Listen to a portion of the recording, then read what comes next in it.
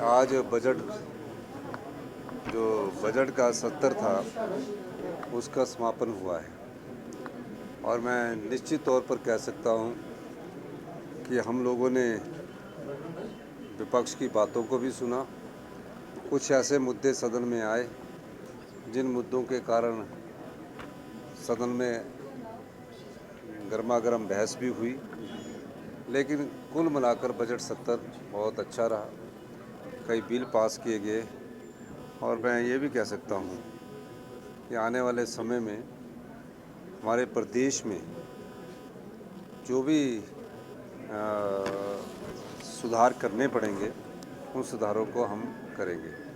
मुझे खुशी है कि हम लोग आर्थिक दृष्टि से मजबूत हो रहे हैं और जो हमने सुधार की प्रक्रिया अपनाई है उस प्रक्रिया में हम आगे बढ़े हैं और प्रदेश आत्मनिर्भरता की ओर बढ़ रहा है। एक बात और कहना चाहूँगा कि कई बार ऐसी बात की जाती है कि हमने पेट्रोल और डीजल के सेस का बिल पास किया और पूरे नेशनल चैनलों में चला कि हिमाचल प्रदेश की सरकार ने 5 रुपये डीजल और पेट्रोल पर बढ़ा दिए।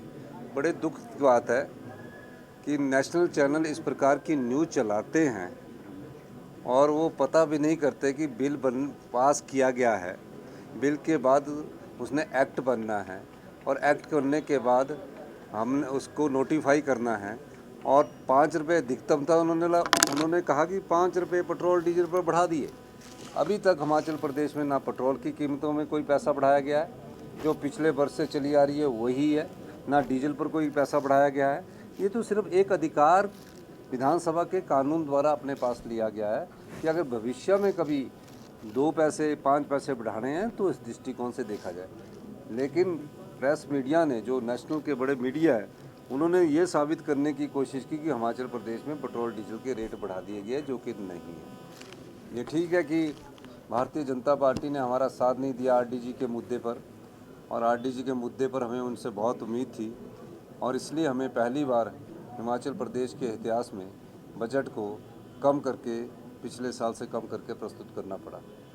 लेकिन इसका मतलब नहीं है कि हमारे प्रदेश में कोई आर्थिक संकट है। जो संपदा लुटा दी जाती है उस संपदा को हमने रोका है। आरडीजी तो पिछले वर्ष भी 3200 करोड़ रह गई थी 6200 करोड़ रुपये से, लेकिन हम प्रदेश की अर्थव्यवस्था को सुचारू रूप से चलाने के लिए व्यवस्था परिवर्तन कर रहे हैं और ये व्यवस्था परिवर्तन का ही परिणाम है कि आने वाले समय में बहुत तेज़ी से प्रदेश का विकास भी होगा और बहुत तेज़ी से हम हिमाचल प्रदेश को आत्मनिर्भरता की दिशा में आगे कदम बढ़ाएंगे। देखो, हिमाचल प्रदेश में जो ये एक्ट लाया है, इसमें कहा गया है जो जिस पार्टी से चुनकर आएगा और अपनी पार्टी को छोड़कर दूसरी पार्टी में जाता है तो लोकतंत्र में वो बिक जाता है।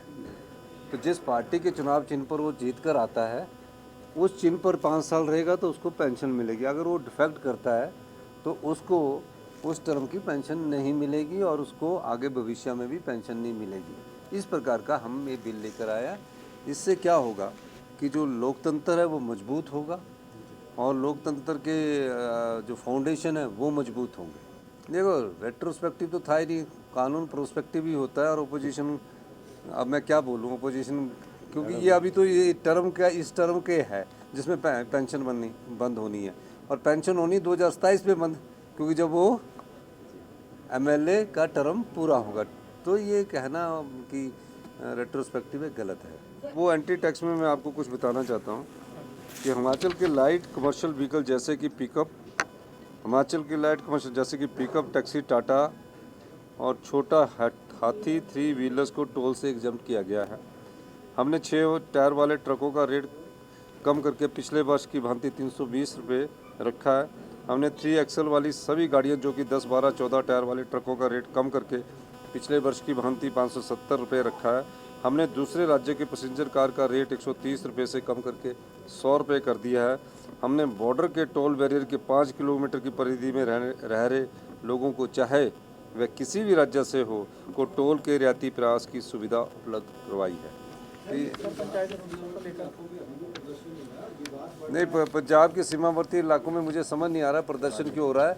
उसकी नोटिफिकेशन आज कर दी जाएगी। उन्हें प्रदर्शन नहीं करना चाहिए, क्योंकि पिछले कई सालों से जो टोल दे रहे हैं वही टोल देने की बात की गई। पंचायती राज नहीं, आज जो पंचायत का नहीं, वो जरूरी नहीं है कि इम्प्लीमेंट करना है। वो तो उन परिस्थितियों में है जिसमें फील्ड रिपोर्ट में वो इम्प्लीमेंट करना है। पर इन्होंने कहा कि 5% बदल देंगे, ऐसा नहीं है। वो एक अधिकार दिया गया है, क्योंकि जो हमारे जनसंख्या का सर्वे है, जो 2011 के आधार पर उसको आंकलन के हिसाब से रोस्टर बनाया जाता है, और जो ओबीसी का है वो 1990 के रोस्टर के आधार पर बनाया जाता है। तो सर्वे में कई जगह ओबीसी पंचायत हो जाती है, लेकिन वहाँ ओबीसी की पॉपुलेशन नहीं। ऐसी परिस्थिति में और दूसरे जो सर्कमस्टांसिस की परिस्थिति में 5% लागू करना, ये मैंडेटरी नहीं है कि 5% चेंज करना है रोस्टर। ये मैं स्पष्ट कर देना चाहता हूँ, यही मैंने अंदर कहा है। 31 मई से पहले हमारे चुनाव होंगे। देखो, हमारी सरकार पहले दिन से भ्रष्टाचार के खिलाफ है। भ्रष्टाचार में जो भी सम्मिलित लोग होंगे उनको हम जेल की सलाखों के पीछे भेजेंगे। बार बार हमने कहा है, हम किसी को तंग नहीं करेंगे। और मैं एक चीज़ बताना चाहता हूँ कि हिमकेयर में जो हुआ है, हिमकेयर में जो हुआ है, जिसमें मर्दों के बच्चादानी के ऑपरेशन हो गए, एक केस नहीं है, 2 केस है, 3 केस है। कहीं ना कहीं तो किसी ने तो उसमें घपला किया है। उस सब की इंटरम रिपोर्ट हम ले रहे हैं, और निश्चित रूप से चाहे कोई भी व्यक्ति हो, उसके हम पूरी आंकलन करने के बाद, फिर जानकारी प्राप्त करने के बाद आगे बढ़ेंगे। नहीं, वो गलत है, क्योंकि अनस्पेसिफाइड कैटेगरी भी है, उसमें डाल सकते थे मर्द वाला तो। और सीए ओवरी का पैकेज उसमें डाल दिया। उसको सीए ओवरी का पैकेज में नहीं डालना चाहिए था, उसको अनस्पेसिफाइड पैकेज में डालना चाहिए था। पर मर्द का एक केस नहीं है, 3 या 4 केस है जिसमें बच्चादानी के ऑपरेशन के हुए। तो जो डॉक्टर पर्ची बनाने वाला थे और जो करने वाले थे वो भी तो जवाब दे। तो जस्टिफाई नहीं करना चाहिए इन चीज़ों को।